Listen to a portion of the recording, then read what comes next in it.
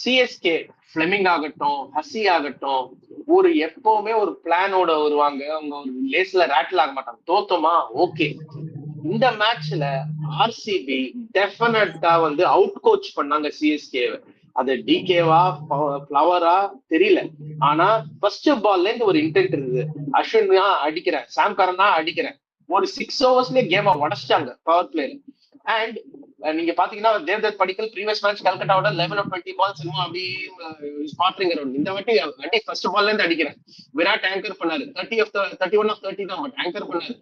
And Rajat Patidar super player spin அதை திரும்ப காட்டினாரு. பின் shot கனபார தூக்கி வந்தாரு ஓப்பனிங்ல.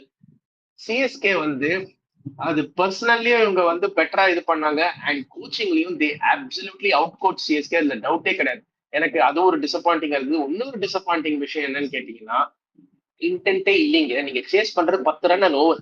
நீங்க 6 ஓவர்ல 30 ரன் ஃபார் 2-3 எப்படிங்க பண்ண முடியும்? ராகுல் திரிபாட்டி அவர் பாவம் பேட் பிடிக்க மறந்து போயிருக்காருன்னு நினைக்கிறேன். ராகுல் திரிபாட்டியோட ஓபன் பண்ணலாமா? ருத்ராஜ் கைக்வாடு, ரச்சின் ரவீந்திரன். உங்களுக்கு only hope of getting to the target. நீங்க 6 ஓவர் 65 ஃபார் 1 ரன் தான் உங்களுக்கு ஒரு பிரேயர் இருந்துச்சு.